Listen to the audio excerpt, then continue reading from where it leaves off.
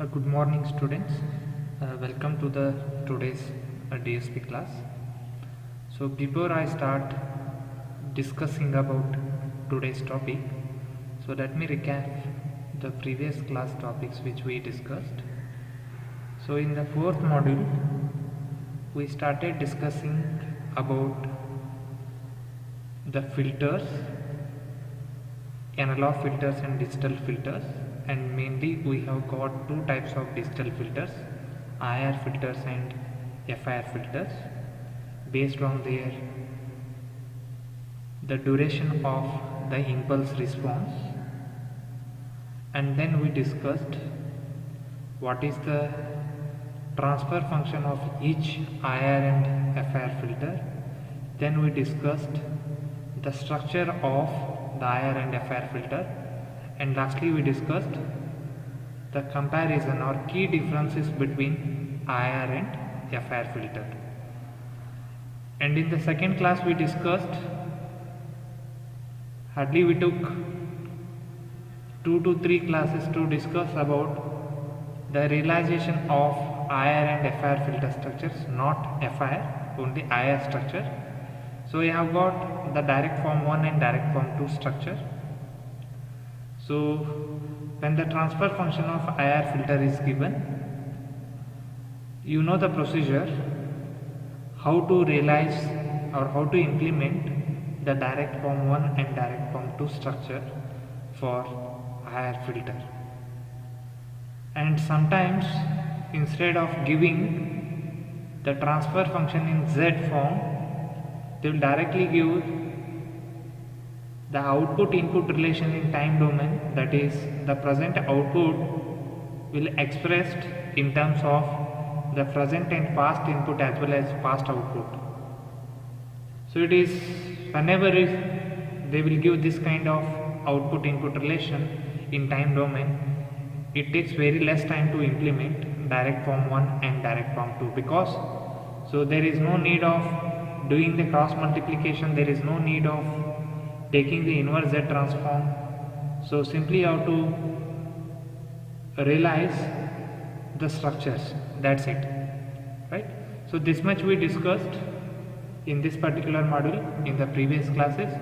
So the today's topic is the impulse response filter, the infinite impulse response filter format.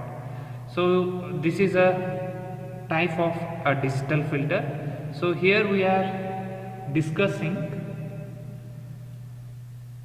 what is the method of designing the digital IR filter, and then we will solve some numerical examples. So basically the IR filter is infinite impulse response, and it is described by the difference equation which is given by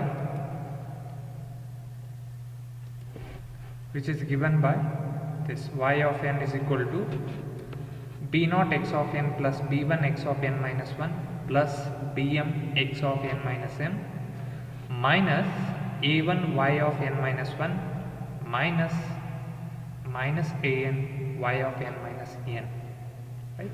So this is the output input relation with some real coefficients such as b0, b1 so on up to bm, as well as a1, a2 so on up to an. So here you can observe the present output is not only depends upon the present and past input, it also depends on the past output also, right, due to the feedback available between input and output, right? And if you take the Z transform over both sides, so you will get the output divided by input in Z, so that gives its transfer function h of z. So h of z is equal to y of z divided by x of z. So you will get b naught plus b1 z raised to minus 1 plus bm z raised to minus 1, right? So if you take the Z transform of these terms, so you will get b naught x of z, then b1 z raised to minus 1 x of z plus so on bm, so it is x of n minus m, so you will get z raised to minus m x of z. Similarly, if you take the Z transform for this one, for previous output samples, what you will get? So minus a1 z raised to minus 1 y of z, so on up to minus an or plus an, it could be plus also, plus or minus an z raised to minus capital N y of z, right? Collecting x of z and y of z terms, right, and taking the ratio of y of z divided by x of z, because this h of z is what? It is the y of z divided by x of z. So finally we will get b0 plus b1 z raised to minus 1 plus so on up to bm z raised to minus n divided by x of z terms, that is 1 plus a1 z raised to minus 1 so on up to an z raised to minus n. So here the bi, where I stands from 0 to m, right? bi and ai are the m plus 1 numerator and n denominator coefficients. So you will get m plus 1 number of numerator coefficients corresponds to bi and n denominator coefficients corresponds for ai. And y of z and x of z, they are nothing but z transform functions of the filter input x of n as well as filter output y of n, right? So then here there is a simple example. So you will be given with the output input relation with some real coefficients. So what you have to do is you have to find the transfer function as well as the non-zero coefficients. Non-zero coefficient nothing but it includes both the numerator as well as denominator coefficients, that is bi and ai. So bi has m plus 1 coefficient and ai has n coefficient, as well as you have to find impulse response. So this impulse response is h of n, which is inverse z transform of the transfer function h of z. So the first task is to find what? Transfer function. So how to find the transfer function? The transfer function is h of z, which is the z transform of output divided by z transform of input, right? So let us take the z transform over both sides. So z transform of y of z is y of n is y of z. 0.2 x of n z transform is x of z plus 0.4 the z transform of x of n minus 1 is z raised to minus 1 x of z plus 0.5 z transform of y of n minus 1 is z raised to minus 1 y of n minus 1, right? So after collecting x of z common, so what you will get? 0.2 plus 0.4 z raised to minus 1 divided by 1 minus 0.5 z raised to minus 1. So this is the transfer function you will get. Then if you see this one here, if you compare this one b0 p1 with this transfer function, so you will clearly come to know what is this 0.2. So this 0.2 is nothing but b0 plus b1 into z raised to minus 1. So b0 value is 0.2 and b1 value is 0.4 and denominator is 1 plus a1 z raised to minus 1 plus a2 z raised to minus 2 so on plus an z raised to minus n is there in general transfer function. So if you compare this denominator with that, so this minus 0.5 is nothing but the first denominator coefficient. So after this is the second job. First job is to obtain the transfer function h of z by comparing this transfer function with the general, that is the standard transfer function of IR filter. So you will get numerator coefficient as well as denominator coefficient. And then the third task is to determine impulse response. So how to determine the impulse response? Impulse response of the filter is h of n, which is the inverse z transform of h of z. So take the inverse z transform of this one. So before that, right, so you simplify this one such that, so it can be rewritten as 0.2 divided by 1 minus 0.5 z raised to minus 1 plus 0.4 z raised to minus 1 divided by 1 minus 0.5 z raised to minus 1, right? So this 0.2 is constant. You know what is the inverse z transform of 1 divided by 1 minus 0.5 z raised to minus 1. How much it is? So it is nothing but 0.5 raised to n into u of n. right? So this 0.2 is constant, then 0.5 raised to n u of n, and here 0.4 is constant, and here it is 1 divided by 1 minus 0.5 z raised to minus 1 is multiplied by z raised to minus 1. So its inverse z transform is 0.5 raised to n minus 1 u of n minus 2. Understood? And if you substitute for n values like 0, 1, 2, 3, so you will get the number of the terms or the number of samples you will get for impulse response h of n, right?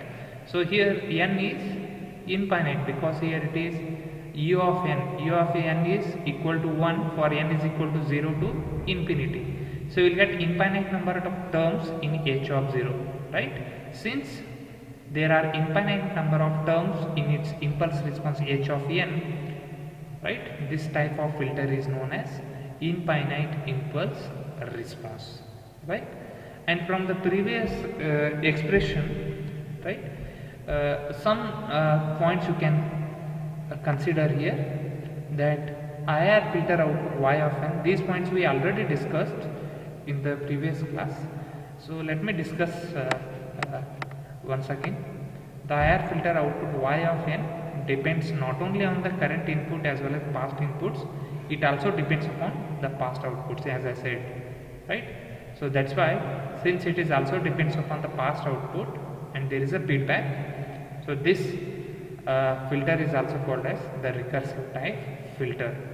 And the transfer function is the ratio of numerator polynomial and denominator polynomial, and its impulse response has infinite number of terms, that is infinite number of sample values.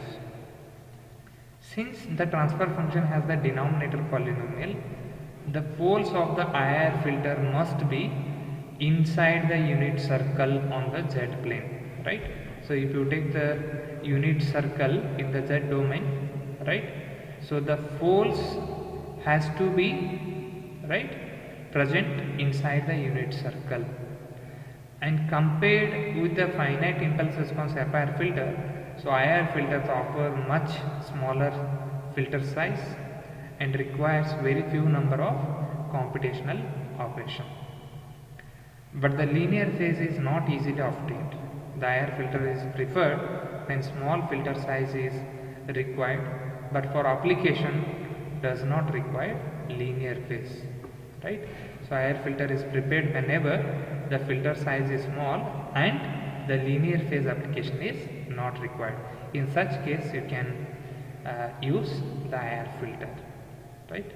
So whenever you ask to design any digital IR filter, the objectives of designing IR filter is what? Just to determine the numerator and denominator coefficients that satisfies the filter specifications. And what are the filter specifications? Nothing but pass band gain, stop band attenuation, as well as a cutoff frequencies for low pass, high pass, band pass and band stop filter, right? So before we start concentrating on design of the digital IR filter, so let me introduce a very popular technique which can be used in designing of the digital filter is a bilinear transformation technique, bilinear transformation design method, right? So what is this bilinear transformation design, right? So to design any digital IR filter, so you have to make use of the digital filter specification, right? So they will give what is the pass band frequency, what is stop band frequency, what is pass band gain, what is stop band gain. So these are some filter specification, but they are the digital filter specification, right? So first you have to design the analog filter, right? So if you want to design analog filter, ultimately you need the analog filter specification, but they will give the digital filter specification. If the digital filter specifications are given, you have to transform the digital filter specifications into the analog filter specification using some frequency warping or the frequency transformation method, right? So once you have analog filter specification, then you can design the analog filter transfer function, because the design of analog filter is nothing but the determining numerator and denominator quotients, right, which in turn helps you to design or to get the transfer function. So ultimately the analog filter design is nothing but obtaining the transfer function, and the transfer function requires the denominator as well as numerator coefficients. Understood?